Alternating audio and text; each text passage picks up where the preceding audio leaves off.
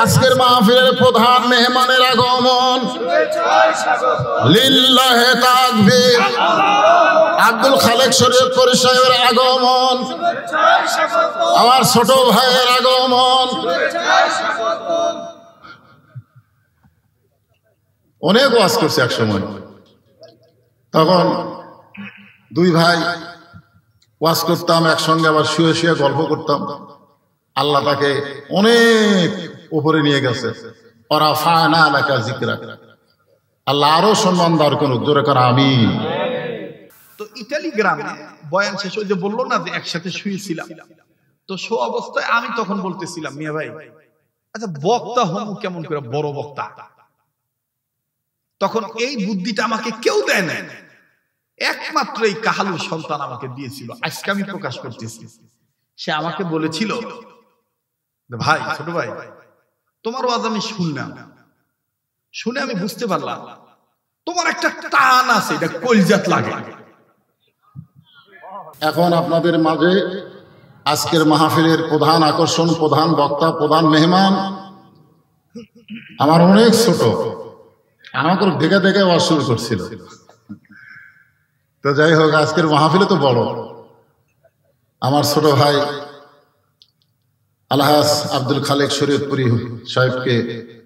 তো ইতালি গ্রামে বয়ান শেষ হয়ে যে বললো না যে একসাথে শুয়েছিলাম, তো শো অবস্থায় আমি তখন বলতেছিলাম, মিয়া ভাই আচ্ছা বক্তা হম কেমন করে বড় বক্তা? তখন এই বুদ্ধিটা আমাকে কেউ দেয় না, একমাত্র এই কাহালুর সন্তান আমাকে দিয়েছিল। আজকে আমি প্রকাশ করতেছি। সে আমাকে বলেছিল, ভাই ছোট ভাই তোমার ওয়াজ আমি শুনলাম, শুনে আমি বুঝতে পারলাম তোমার একটা টান আছে, এটা কলজাত লাগে। তোমার একটা টান আছে, এটা কলজাত লাগে, এই টানটা তুমি ঠিক রাখবে। তাহলে তুমি যে শরীয়তপুরী, এটা বাংলাদেশের মানুষ আলাদাভাবে তোমাকে চিনবে। এখন আপনারা বলেন তো দেখি, বুদ্ধিটা কাজে লাগছে কি লাগে নাই? বলেন লাগছে কি লাগে নাই? এই জন্যই মুরব্বীরা বলে ছোড়ার বুদ্ধি গলাত আর বুড়ার বুদ্ধি তলাত। ছোড়ার বুদ্ধি কুড়িবা গলাত আর বুড়ার বুদ্ধি তলাত।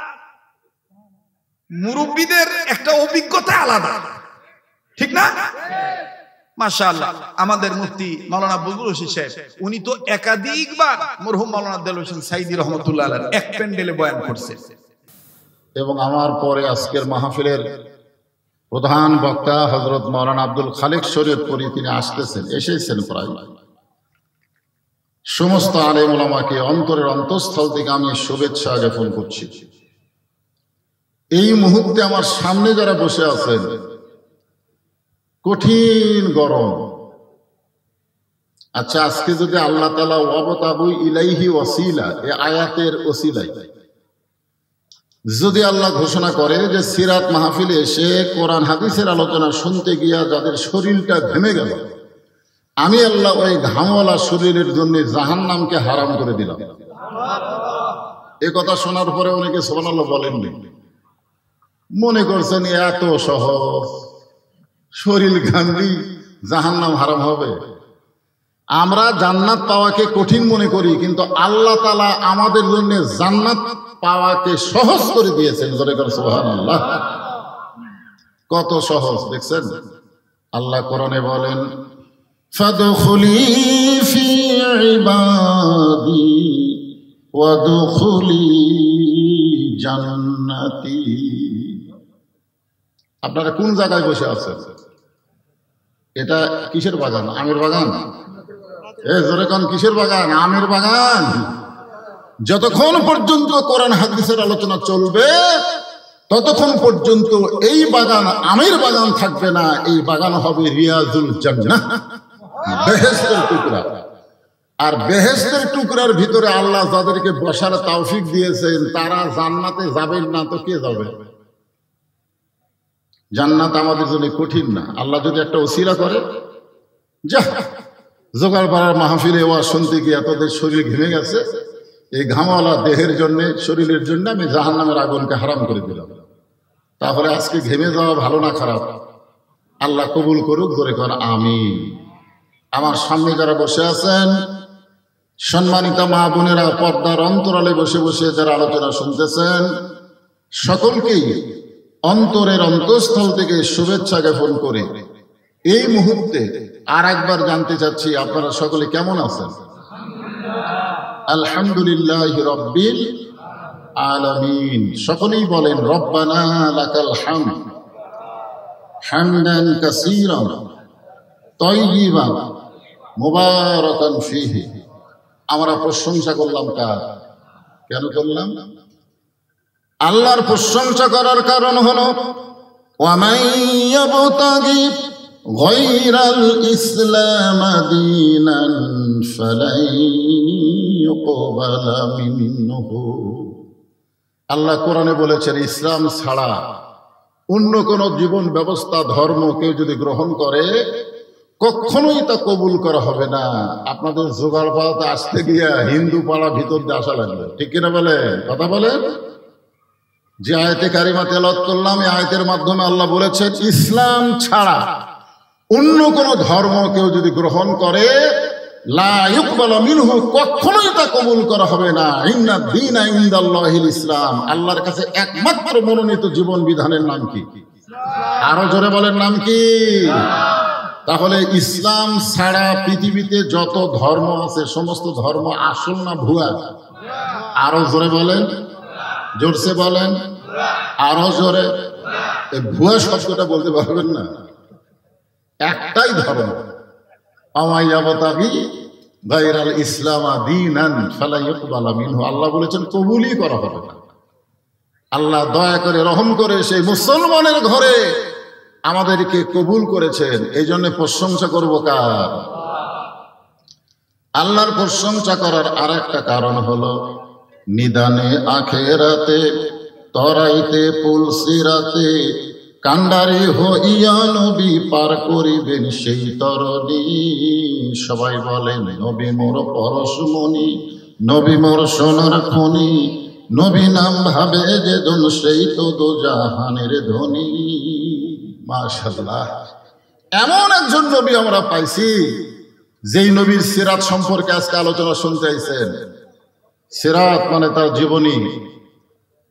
যে জীবনীটা আপনারা শুনতে এসেছেন, যে নবী সম্পর্কে জানতে এসেছেন, যে নবী সম্পর্কে জানতে এসেছেন, সেই নবীটা কে? সেই নবীটা হলো আল্লাহ যখন হাকিম হয়ে আমাদেরকে আসামি বানায় বিচার শুরু করবেন, ওই সময় আমাদের নবী উকিল হবেন, ব্যারিস্টার হবেন, আমাদের পক্ষে আল্লাহর কাছে সুপারিশ করে আমাদের সবাইকে জান্নাতে পৌঁছায় দিবে। আল্লাহ রাসূল বলেছেন, আল্লাহ রাসূল বলেছেন, আমার একজন উম্মত উম্মতিনী বাইরে থাকা অবস্থায় আমি রাসূল ভিতরে ঢুকবো না। এটা কিসের বাহিরে? বুঝতে পারছেন আমার কথা? কি বুঝতে পারতেছেন যে একজন উম্মত, একজন উম্মতিনী? মা বোনেরা মনোযোগ দিয়ে শোনেন, যতক্ষণ পর্যন্ত বাহিরে থাকবে আমি রাসূল ততক্ষণ ভিতরে ঢুকবো না। রাসূল একবার ভিতরে ঢুকছে লাইলাতুল মেরাজে। আল্লাহ রাসূল জান্নাতের মধ্যে প্রবেশ করছেন। আল্লাহ নবীর সঙ্গে একজন ফেরেশতা ছিল, নাম হলো জিবরাইল। ফেরেশতা জিবরাইল বললেন, ইয়া রাসূলুল্লাহ, আপনি কি জানেন এই জান্নাতের দরজায় কি লেখা আছে? তো আল্লাহ রাসূল বললেন, জিবরাইল, আমি জানি না যতক্ষণ পর্যন্ত আল্লাহ না জানায়। সুবহানাল্লাহ বলেন। তো জিবরাইল বললেন, হুজুর, জান্নাতের দরজায় লেখা আছে সালামুন আলাইকুম তিবতুম ফাদখুলুহা খালিদিন। কেউ যদি একবার জান্নাতের মধ্যে প্রবেশ করে আল্লাহ তাকে চিরস্থায়ী জান্নাতে রাইখে দেয়।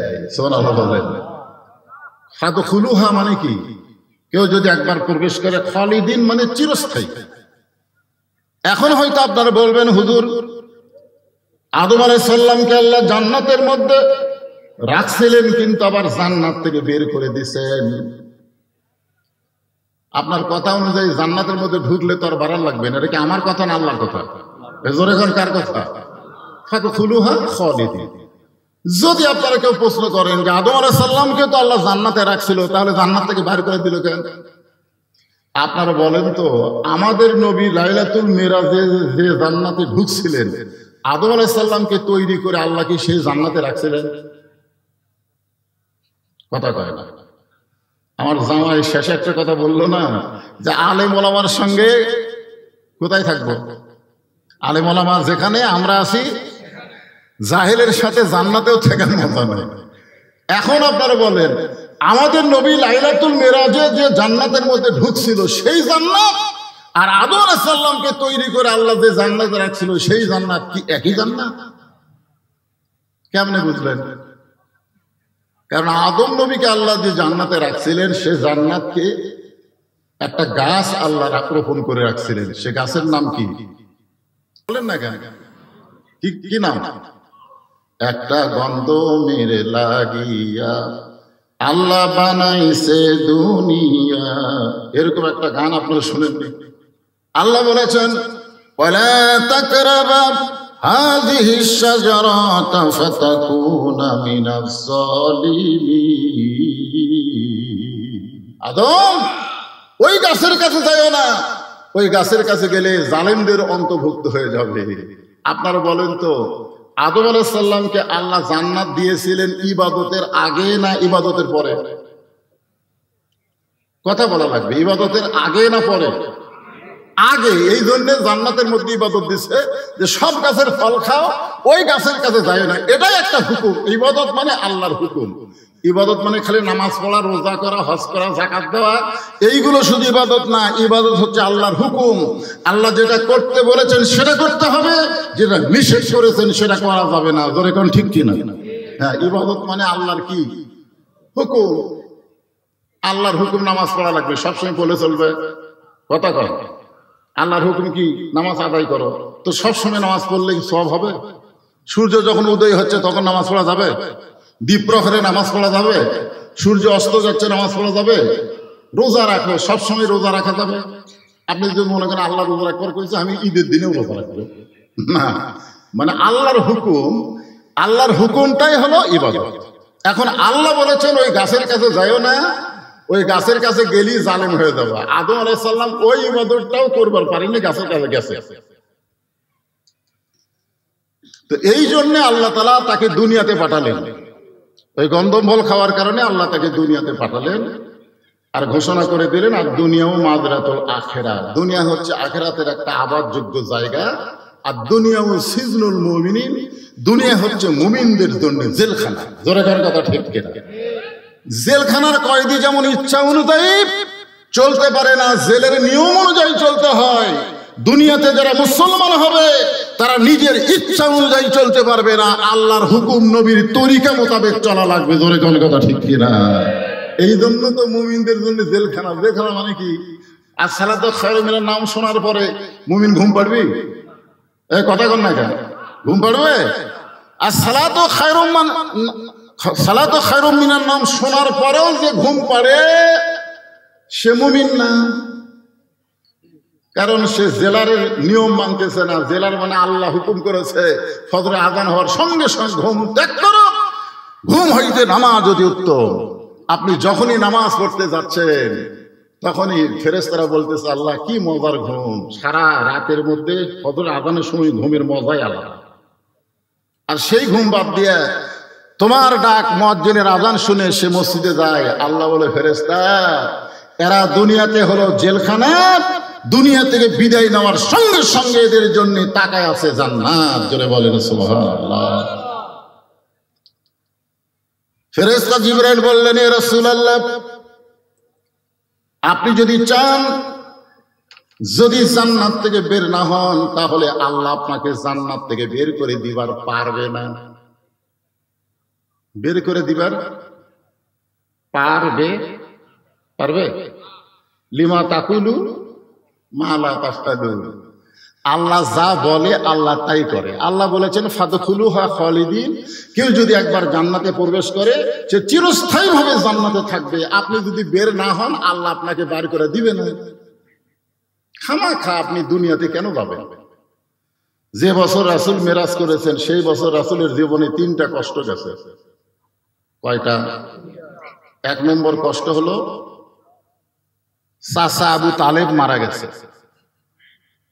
আল্লাহ রাসূল বলেছেন, মায়ের পেটে থাকা অবস্থায় আমি এতিম ছিলাম, কিন্তু দুনিয়াতে আসার পরে আমি এতিম ছিলাম না। অথচ আল্লাহ কোরআনে বলেছেন, আলাম ইয়াজিদিকা ইয়াতীমান ফাআওয়া, আপনাকে আমি এতিম হিসেবে পাইছি।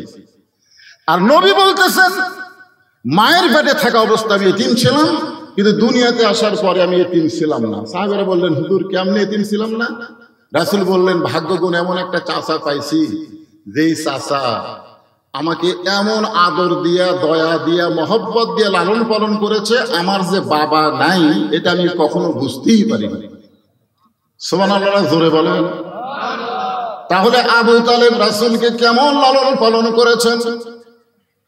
এরপরও আবু তালেবকে জাহান্নামের আগুনে পড়তে হবে, কারণ আবু তালেব রাসূলকে ভালোবেসেছেন কিন্তু রাসূলকে অনুসরণ করেনি। আমার কথা কি বুঝলেন? আপনারা যতই নবীকে মহব্বত করেন, ইয়া নবী সালাম আলাইকে বলে যতই কান্দাকাটি করেন, আবু তালেবের মতো রাসূলকে মহব্বত কেউ করে নাই। রাসূল নিজে বলেছেন, আমার বাবা না থাকার পরেও বাবা নাই এটা আমি বুঝতে পারিনি। এরপরেও রাসূলের সিরাতকে, রাসূলের অনুসরণ গ্রহণ করা না করার কারণে সে জাহান্নামের আগুনে পড়বে। চিন্তা করছেন? সেই চাচা দুনিয়া থেকে বিদায় নিলেন। কিছুদিন পরেই রাসূলের দরদের বিবি খাদিজাতুল কুবরা দুনিয়া থেকে বিদায় নিলেন। কিছুদিন পরে রাসূল চলে গেলেন তায়েফের ময়দানে। আল্লাহ রাসূলের জীবনের সবচাইতে কষ্টকর মুহূর্ত হলো তায়েফের ময়দান। সেই তায়েফের ময়দানে গিয়ে রাসূল রক্তাক্ত হলেন। আল্লাহ রাসূলের শুধু মুখ ছাড়া, এই চেহারা ছাড়া রাসূলের দেহের এমন কোন জায়গা ছিল না যে জায়গায় ওরা পাথর মারেন, খালি চেহারার মধ্যে। মা আয়েশা রাদিয়াল্লাহু তাআলা বর্ণনা করেন, আমি একদিন রাসূলকে গোসল করাতেছিলাম। গোসল করানোর সময় রাসূলের মুখের দিকে তাকাই আর শরীরের দিকে তাকাই। এক সময় আয়েশা বললেন, ইয়া রাসূলুল্লাহ, আপনার কি কোনোদিন বসন্ত ব্যারাম হয়েছিল? বসন্ত ব্যারাম? তো আল্লাহ রাসূল বললেন, কেন? বলে, আপনার মুখ চাঁদের মতন সুন্দর, চাঁদের চাইতেও সুন্দর, কিন্তু আপনার দেহে এরকম মাঝে মাঝে কালো কালো দাগ, এটা কিসের দাগ? আল্লাহ রাসূল বললেন, এটা হলো তায়েফের ময়দানে যখন কলিমার দাওয়াত দিবার গেছিলাম, তখন তায়েফবাসী আমাকে পাথর মারছে। আয়েশা বললেন, ইয়া রাসূলুল্লাহ, আপনি কি আল্লাহর কাছে বলতে পারবেন না যে আল্লাহ আমার দেহের দাগগুলো মোচন করে দাও, এই কালো কালো দাগ আমার আর ভালো লাগতেছে না। রাসূল বলে, আয়েশা রে, আল্লাহ লাইলাতুল মিরাজ আমাকে বলেছিল আপনার দেহের সমস্ত দাগকে আমি মোচন করে দিব। রাসূল বললেন, ওগো আল্লাহ, এই দাগগুলো কিয়ামত পর্যন্ত আমার দেহের মধ্যে রাখতে হবে। এই পাথরের দাগের ওসিলায় আমি গুনাহগার উম্মত সহ জান্নাতে যাবার চাই।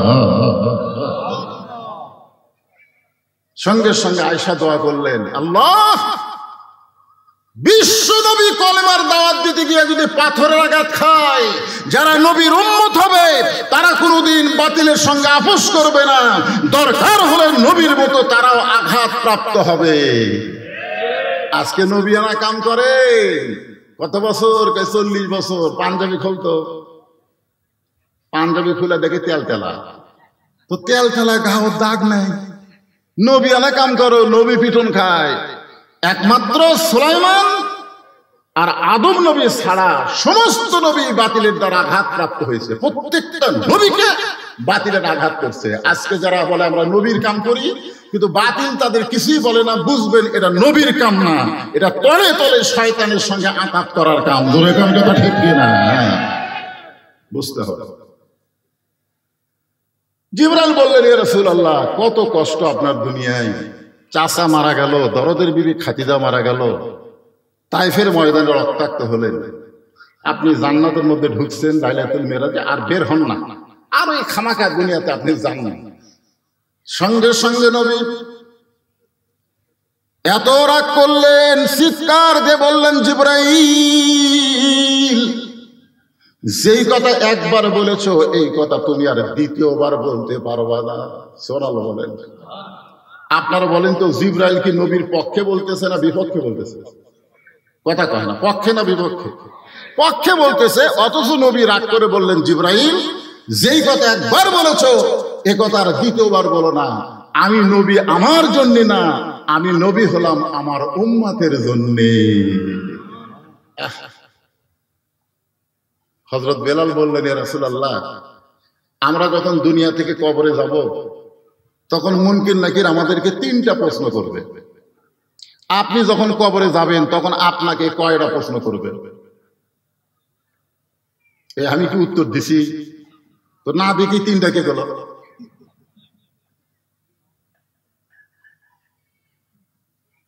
একজন সাহাবী হযরত বেলাল, তিনি নবীকে প্রশ্ন করতেছে, ইয়া রাসূলুল্লাহ, আমরা যখন কবরে যাব, মুসলমান যখন কবরে যাবে, মুসলমানদেরকে কয়টা প্রশ্ন করা হবে?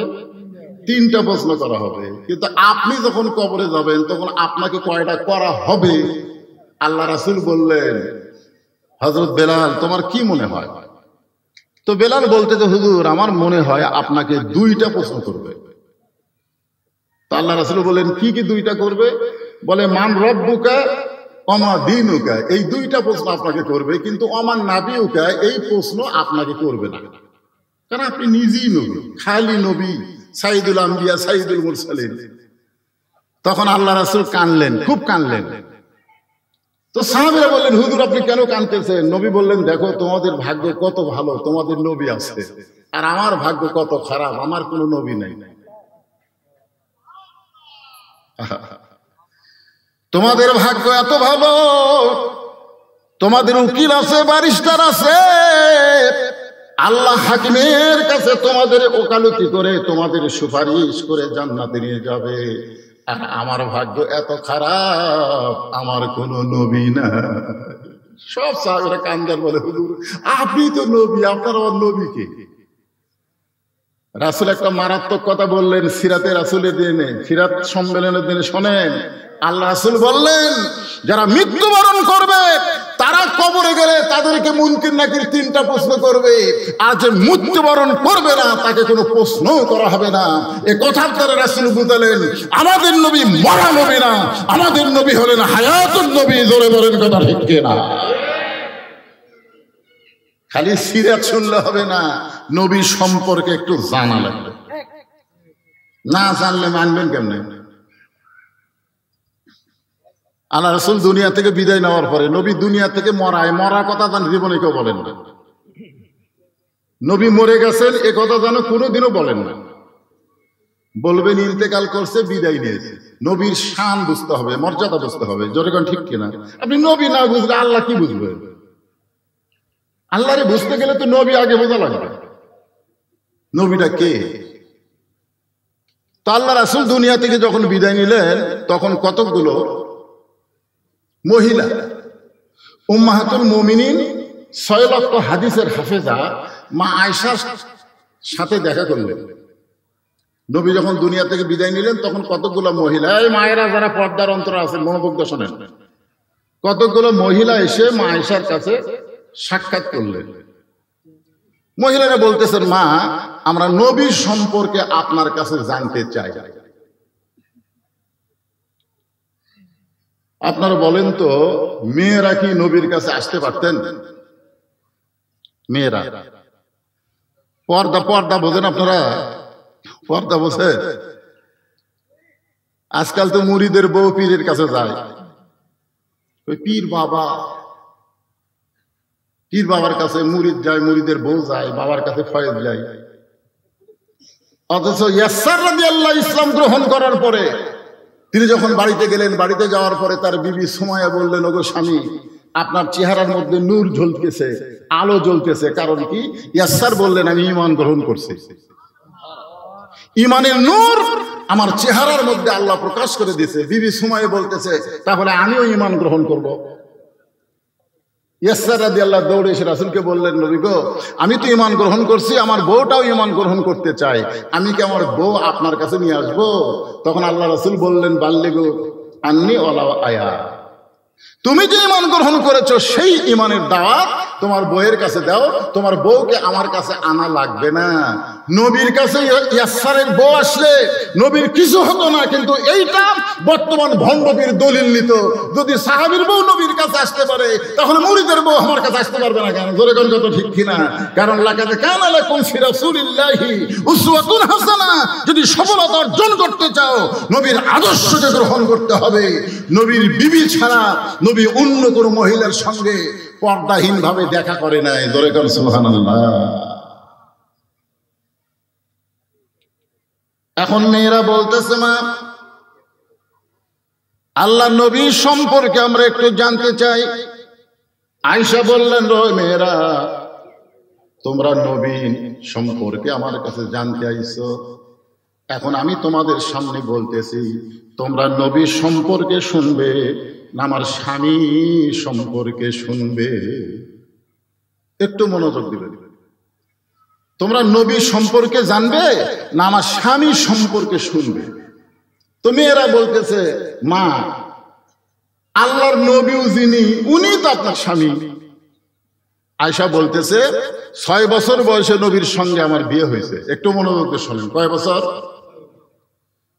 6 বছর বয়সে বিয়ে হয়েছে, আর 9 বছর বয়সে আমি নবীর ঘরে আইছি। কয় বছর বয়সে নবীর ঘরে আইছে? 9 বছর। আর 18 বছর বয়সে নবী দুনিয়া থেকে চলে গেছে। তাহলে মা আয়েশার সঙ্গে নবী কয় বছর ছিলেন? একটু হিসাব করেন। দেখেন নবীর উম্মত গরমের মধ্যে কি বিরক্ত লাগতেছে? একটু হিসাব করেন। 6 বছর বয়সে বিয়ে হয়েছে, 9 বছর নবীর সংসার আইছে, 18 বছরে নবী দুনিয়া থেকে বিদায় হয়ে গেছে। তাহলে মাঝখানে 9 বছর। মা আয়েশা বললেন, এই 9 বছরে আমি নবী কি দেখেছি মাত্র 3 বার, আর আমার স্বামীকে দেখেছি আমি হাজার হাজার বার। এখন তোমরা কি নবী সম্পর্কে শুনবে না স্বামী সম্পর্কে শুনবে? আপনাদের কি ধারণা আমাদের নবী কি অতি মানব না আমাদের মতোই? অনেকে বলে আমরাও যা নবী হতে, আমরাও যা নবী হতে। এক বক্তা ওয়াজ করতে বলতেছে আমরা মাটির তৈরি, নবীও মাটির তৈরি। তখন সাইড থেকে একদিন বলতেছে, তাহলে আমরা যা নবীও তাই রে। 400 রোজ গ্রহ তারা, তারি নূরের ইশারা, নইলে যে অন্ধকারে ডুবিত এই ধরণী।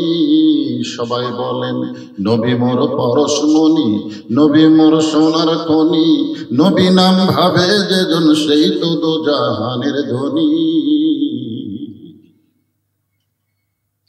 নবী যখন স্বামী ছিলেন, পৃথিবীর শ্রেষ্ঠ স্বামী ছিলেন।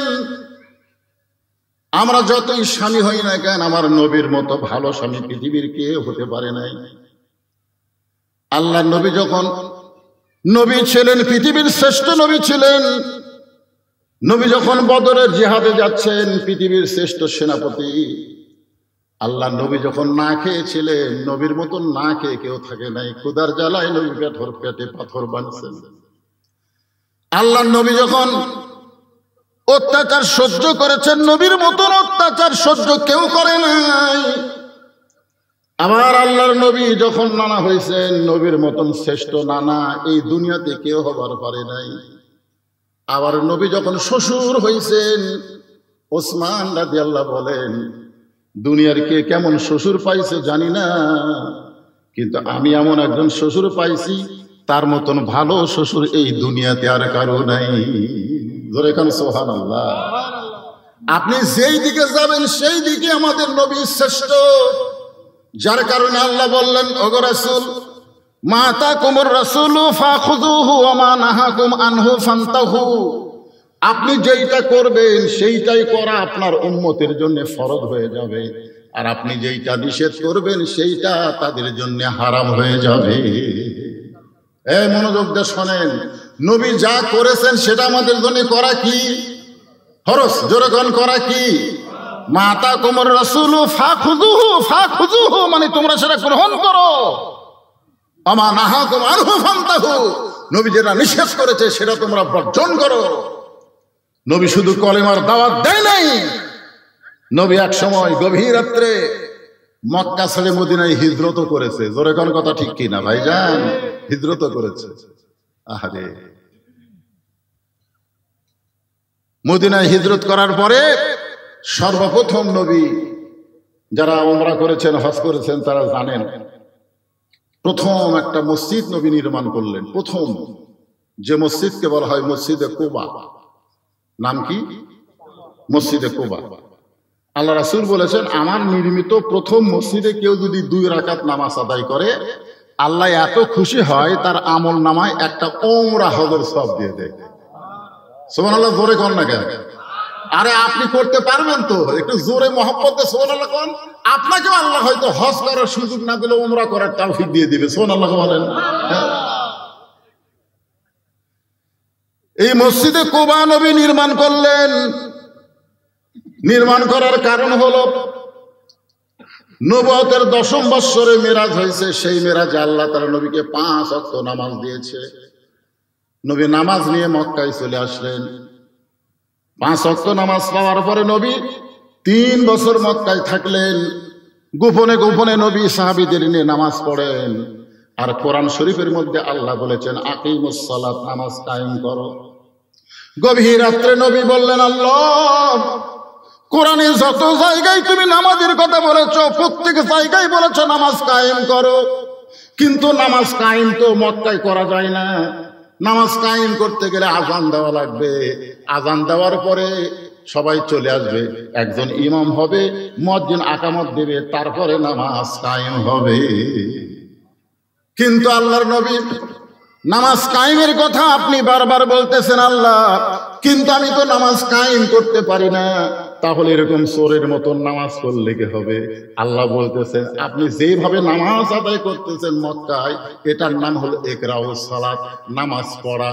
কিন্তু নামাজ পড়ার জন্য তো আমি আপনাকে পাঠাইনি, নামাজকে কায়েম করার জন্য পাঠাইছি। বর্তমানে আপনাদের জোগাড় বাড়াই, আমরা মসজিদে এশার নামাজ পড়লাম, এইটা কিন্তু নামাজ কায়েম হলো না। কারণ আমরা যখন নামাজ পড়লাম তখন আমাদের মুসলমান দাবি করা কিছু মানুষ বাহিরে হট্টগোল সরগোল করলো। ধরে কোন কথা ঠিক কিনা? নামাজ পড়া অবস্থায় শোনা গেল তারা রাস্তার মধ্যে সরগোল করতেছে। জিজ্ঞাসা করেন, এশার নামাজ পড়ে তোমার নাম কি? বলে, আমার নাম হলো আব্দুল্লাহ। আরেকজনকে জিজ্ঞাসা করলেন, তোমার নাম কি? বলে, আমার নাম হলো আব্দুর রহমান। তোমার নাম আব্দুল্লাহ, আব্দুর রহমান, অথচ এশার নামাজ মসজিদে হয়ে গেল, তোমার খবর কি? বলে, আমি মুসলমান আছি, কিন্তু আমি নামাজ পড়ি না। যতদিন পর্যন্ত বাংলার জমিনে নামাজ পড়া হবে, নামাজ কায়েম হবে না, ততদিন মক্কার ইসলাম হবে। আর মক্কার ইসলাম যে আকিমুদ্দিন, দিন কায়েম করা যাবে না। দিন কায়েম করতে গেলে নবীর সিরাতে মদিনার ইসলামকে গ্রহণ করা লাগবে। কথা বলেন, কথা বলা লাগবে। দিন কায়েম করতে হবে, নামাজ কায়েম করতে হবে।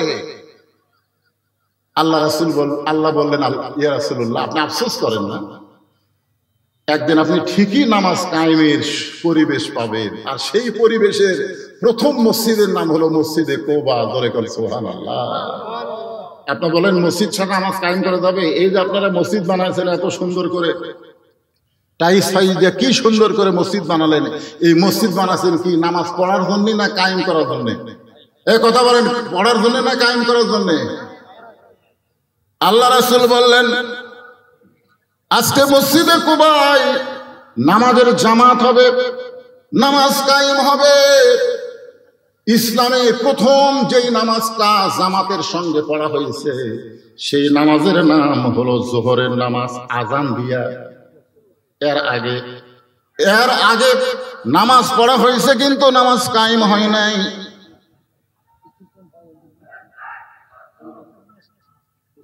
কে আসতেছে? আচ্ছা, প্রধান অতিথির আগমন, ফয়সাল পারভেজ সাহেবের আগমন। লিল্লাহি তাকবীর। এই তোমরা এখন তাকবীর বন্ধ করে দাও, প্রধান অতিথি স্টেজ নিয়ে আসো। গুরুত্বপূর্ণ আলোচনা হচ্ছে, খুব খেয়াল করবে। আমাদের আগামীতে বাংলাদেশে নামাজ কায়েমের পরিবেশ তৈরি করা লাগবে। নামাজ পড়ার পরিবেশ দিয়ে কাম হবি না। বুড়া হচ্ছে চামড়া ঢিল, আল্লাহর সাথে দিছে মিল।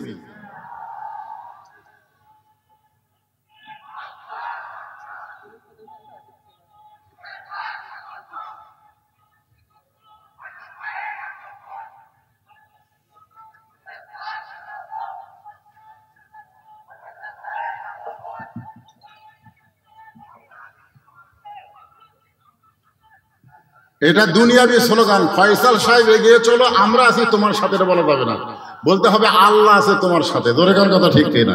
এ কথা কন না কেন? ফয়সাল তুমি এগিয়ে চলো, কে আছে তোমার সাথে? আরো জোরে বলেন। এটা দুনিয়াবি স্লোগান। নেতা তুমি এগিয়ে চলো, আমরা আছি তোমার সাথে, তারেক দিয়া জেলখানায় এক চামচার মিছিল নাই। জোরে কার কথা ঠিক কিনা? এগুলা ভুয়া মিছিল, ইসলামে চলবে না। হ্যাঁ,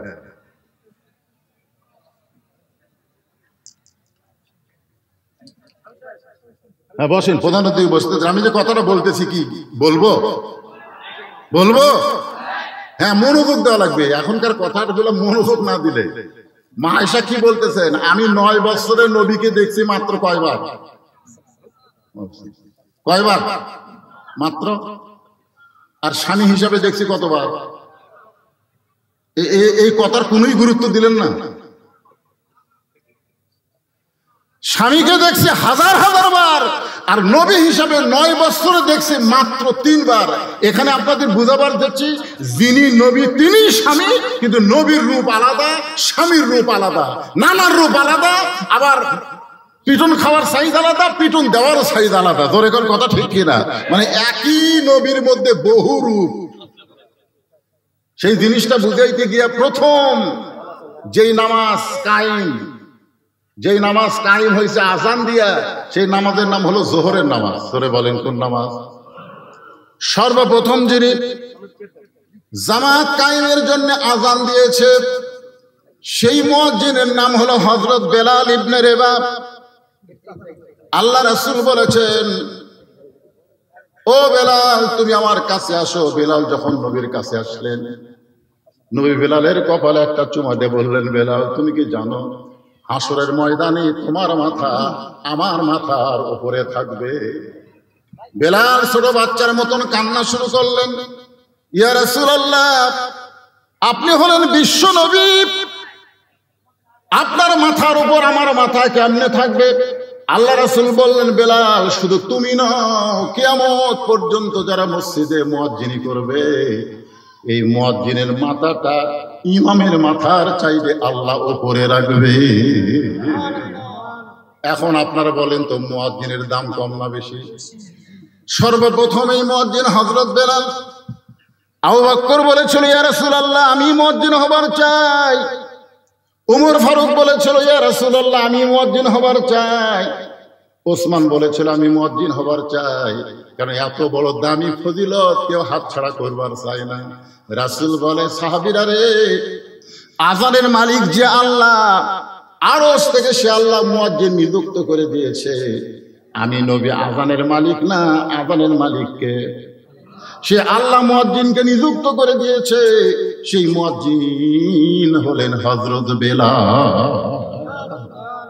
সমস্ত সাহাবী বেলালকে আঁকড়ে ধরে বলে, বেলাল তোমার মধ্যে এমন কি যোগ্যতা আছে, যেই যোগ্যতার কারণে আল্লাহ তাআলা তোমাকে মুয়াজ্জিনের মতন বিশাল একটা পদ দিয়েছে? বেলাল বলতেছে, আমি জানি না, আল্লাহ রাসূলই বলতে পারবেন। কারণ আল্লাহ রাসূলকে জানান, রাসূলের কাছে তোমরা শোনো। সমস্ত সাহাবীরা রাসূলকে জিজ্ঞাসা করলেন, এ রাসূলুল্লাহ এই বেলালের মধ্যে এমন কি গুণ, যেই গুণের কারণে বেলাল আজান দেওয়ার মতন মুয়াজ্জিনি সম্মান পাইলেন? রাসূল বললেন, সাহাবীরা রে, তোমরা সবাই জিহ্বা বের করো। সাহাবীরা জিহ্বা বের করলেন। আল্লাহ রাসূল বলেন, বেলাল তুমিও জিহ্বাটা বের করো। বেলাল যখন জিহ্বা বের করে, সমস্ত সাহাবী তাকায় দেখে বেলালের জিহ্বার মাঝখানে ছিদ্র দেখা যায়। সাহাবীরা বললেন, ইয়া রাসূলুল্লাহ এই বেলালের জিহ্বার মধ্যে ছিদ্র দেখতে পাইলাম কারণ? নবী বললেন, সাহাবীরা রে, শুধুমাত্র কলেমাকে কলিজার মধ্যে ইকরার বিল লিসান, তাসদিক বিল জানান, আমল বিল আরকান, ঈমানটাকে কলিজার মধ্যে জায়গা দেওয়ার জন্য এই বেলালকে কাফের বেঈমানেরা সারাদিন মারছে। শুধু মারে নাই, বুকের উপরে পাথর চাপা দিয়ে রাখছে। শুধু পাথর চাপা দিয়েও ক্ষান্ত হয় নাই। বেলাল যখন আল্লাহ আল্লাহ জিকির করে, বেলালের জিহ্বাটা টেনে বের করে ওই জিহ্বার মধ্যে পেরেক ঢুকাইয়া দিছে। এরপরে আবু বকর বেলালকে যখন মুক্ত করে নবীর সামনে হাজির করে, আল্লাহ রাসূল বেলালের কপালে একটা চুমা দেয়। জিহ্বার সঙ্গে জিহ্বা লাগাই দিলে সঙ্গে সঙ্গে জিহ্বাটা পূর্বের মতো হয়ে বেলালের মুখের মধ্যে ঢুকে যায়। আল্লাহ রাসূল বললেন, বেলাল তুমি কি জানো তোমাকে আল্লাহ খুশি হয়ে একটা আয়াত হাদিয়া দিয়েছে? ধরে কর সুবহানাল্লাহ। বেলাল তুমি কি জানো আল্লাহ তোমার উপরে খুশি হয়ে তোমাকে একটা আয়াত আল্লাহ হাদিয়া দিয়েছে? ইন্নাল্লাযীনা ক্বালু রাব্বুনাল্লাহু সুম্মা ইসতাকামু তাতানাজ্জালু আলাইহিমুল মালাঈকা আল্লা তাখাফু ওয়া লা তাহজানু ওয়া আবশিরু বিল জান্নাতিল্লাতী কুনতুম তুআদুন। আল্লাহু আকবার। বেলাল তুমি শুনলে খুশি হবে, তোমার কোনো ভয় নাই, তোমার কোনো চিন্তা নাই। এই দুনিয়াতে আল্লাহ তোমাকে বেহেশতের সুসংবাদ দিয়ে দিয়েছে। এরপরও বেলাল কাঁদতেছে। রাসূল বলে, বেলাল কাঁদতেছো? বেলাল বলে, ইয়া রাসূলুল্লাহ আমি আল্লাহু আকবার, আল্লাহ সবচাইতে বড়, সে আল্লাহকে ঈমান গ্রহণ করে চোরের মতন আমাকে সারাদিন ওরা মারলো। আমি জবান খুলে চিৎকার করে বলতে পারি নাই, শুধু জবানে আল্লাহ আল্লাহ বলেছি, জোরে বলি নাই। আমার জিহ্বা টেনে ওরা ছিদ্র করে দিয়েছে। আমার আল্লাহ বড় এই কথাটাকে কোনোদিন জোরে বলা যাবে না। রাসূল বলে, বেলাল রে, বর্তমানে মক্কায় সেই পরিবেশ নাই। যেদিন পরিবেশ হবে সেই দিন সর্বপ্রথম তোমাকেই জোরে আল্লাহু আকবার বলার হুকুম দেওয়া হবে। হাসিনার সময় আমরা সেই পরিবেশ পাচ্ছিলাম না। জোরে কোন কথা কন না কেন? কিন্তু এখন 5ই আগস্টের পরে হাসিনা পলানোর পরে সেই পরিবেশ আছে না নাই? একটু জোরে দেওয়া লাগবে, দেখি কে কত জোরে পারেন। লিল্লাহি তাকবীর। আসো আসো। আগে তকবীর দিলেই দুই একজন সাইড থেকে স্লিপ দেয়, তকবীর ছাড়া কেউ আস নাই। কারণ ওই শালারা হলো শয়তান, ওরকে কলিজার মধ্যে শয়তান বসে আছে। তকবীর দিলে খেলে ছটফট ছটফট করে, কারণ শয়তান সব সহ্য করতে পারে, আল্লাহু আকবার সহ্য করতে পারে না। জোরে কর কথা ঠিক কি না? যত জোরে তকবীর দিবা তত জোরে শয়তান দূরে, শয়তান পালায় যাবে। বাংলাদেশে আবার একদল নতুন আসতেছে, তারাও এই তকবীরকে অপছন্দ করে। জোরে কর কথা ঠিক কি না? তবে আজকে ফেসবুকে দেখলাম একজন নেতা বলতেছে, তোমরা আপাতত নির্বাচনের আগ পর্যন্ত নামাজ জামাতে পড়ো। মাথা গেল রে, শালারা কি কয়, নির্বাচন পর্যন্ত নামাজ, নির্বাচন পর্যন্ত। এটা বলার পিছনে কারণ হলো যে মসজিদের ইমাম কি তালকিন দেয়, তালকিনটা ধরার জন্য। কি তালিম দেয়? এই তালিমটা ধরার জন্য। ভাই যখনই তুমি জামাতে নামাজ পড়তে আসবা, নামাজ পড়তে পড়তে ইন্না সালাতা তানহানিল ফাহশাই ওয়াল মুনকার, তোমার ভিতর থেকে যাবতীয় বাতিলকে আল্লাহ দূর করে দিয়ে ঈমান দিয়ে তোমার আত্মা ভরপুর করে দিবে। ওই নেতার কথা মতোই তোমরা জামাতে আসো। জামাত জামাত জোরে গান কোথায় আসো? এই আরো জোরে গান কোথায় আসো? জামাতে। আমরা চাই জামাত আগামীতে সরকার গঠন করবে। দরকার কথা ঠিক না? জামাতে আসো। কি ওরাই বলতেছে জামাতে আসো। নির্বাচন পর্যন্ত পড়তে পড়তে দেখবেন ওই যাই একবার নামাজ ধরে, যেভাবেই হোক। আমরা ছোটবেলায় ওয়া শুনতাম যে এক বাচ্চা কে মা বলতো, তুমি যদি নামাজ পড়ো, নামাজ পড়ার পরে শেষদার ওখানে কাপড় টান দিবে, মিষ্টি পাবে। তুই নামাজ পড়ে মিষ্টি খাওয়ার জন্যে, বুঝছেন? ওই নামাজ পড়ার পরে জায় নামাজ টান দেয়, জায় নামাজের তলে মিষ্টি পায়। এই মাটা কি করে, আগে জায় নামাজের তলে মিষ্টি দিয়া যায়। এই নামাজ পড়ে মিষ্টি খায়, সেই জন্য এখন মিষ্টি পাওয়ার জন্যই নামাজ ধরছে।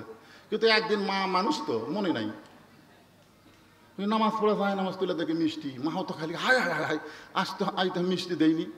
আজ তো আমার ছেলে কাছে আমি ধরা পড়লাম, যা দেখে ছেলে মিষ্টি খাচ্ছে। মা কয় বাবা কেমনি? এই প্রতিদিন যেভাবে আসে আজকেও সেভাবে পাইছে।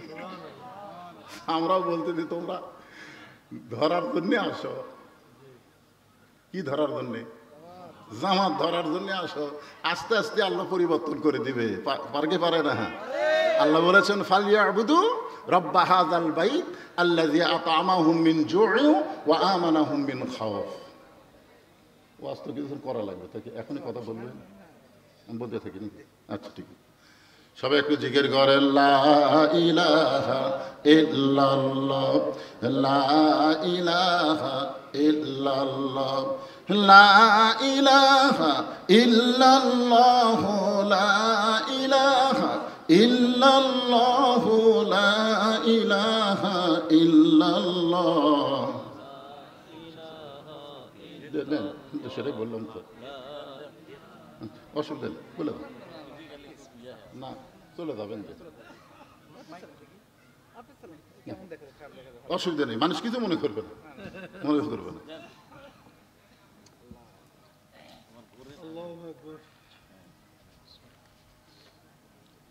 লিল্লাহে তাকবীর, লিল্লাহে তাকবীর, নারে তাকবীর। আলহামদুলিল্লাহ। সম্মানিত দিনী ভাইরা, আজকে আমাদের ঐতিহাসিক সিরাত সম্মেলনে, আজকে আমাদের মাহফিলে আলাইহি ওয়াসাল্লাম আল্লাহ রাসূল বললেন, জিবরাইল যেই কথা একবার বলেছো এই কথার দ্বিতীয়বার বলতে পারবা না। মনে আছে না ভুলে গেছেন? কোন জায়গায় মনে নেই? আপনারা বসে আছেন জান্নাতের বাগানে, আর রাসূল তখন ছিল জান্নাতে। সুবহানাল্লাহ বলেন।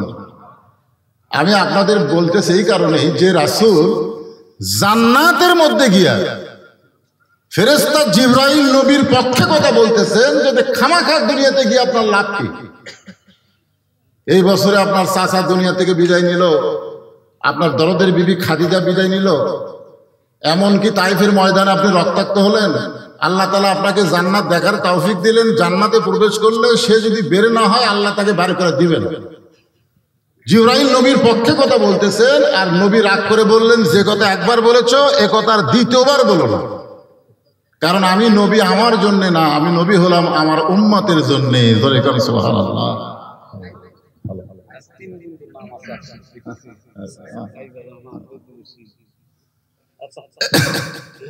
আমার একই সঙ্গে আমার বন্ধু আপনাদের ইউনিয়নের জামাত ইসলামের সম্মানিত আমির, আমার কিন্তু বন্ধু, একই সঙ্গে আমরা অনেক দিন ক্লাস করেছি। সেই ক্লাসে 8 থেকে একেবারে ফাজিল পর্যন্ত একসঙ্গে লেখাপড়া করছি।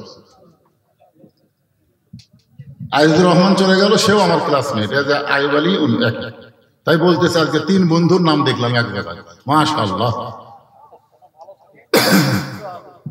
তো কি বলতেছিলাম, যে আমি নবী আমার জন্য না, আমি নবী হলাম আমার উম্মতের জন্য। আমি সেই দিন, এই কথাটা মনে রাখেন, আমি সেই দিন জান্নাতে থাকার জন্য প্রবেশ করব, জান্নাতে থাকার জন্য। আমি সেই দিন, যেদিন আল্লাহ আমার সমস্ত উম্মতকে জান্নাত দিয়ে দিবে। এইদিকে তাকান আপনারা, খেয়াল করেন, যেই নবী নেতা জান্নাতে যায় আমাদের কথা বলেনি, এখন আপনারা কেমন নেতা নির্বাচন করবেন? যেই নেতা সংসদে গেলে আপনাদের কথা ভুলে যায়, জোগাড় ভাড়া এই জায়গাত আসার রাস্তাই নাই। আচ্ছা, কি যে বেকায়দা আপনারা আছেন, একের কাহালো শেষ মুড়া, দুঃসাচারও শেষ মুড়া, মাঝখানে বিরিদের ওই পার দুঃসাচা, এবার জোগাড় পার। তা আমি আপনাদের যেটা বুঝাবার চাচ্ছি, সিরাতের মাহফিলে সকলে একটু জবান খুলে বলবেন, আমার নেতা তোমার নেতা। হলো না, এটা মেম্বার মার্কা স্লোগান হলো। আমরা ইসলামী আন্দোলনের, ইসলামী দলের যারা আসে তারা নেতা না, তারা হলেন আমির, তারা হলেন আমির, ইমাম। ইমাম মানে কি?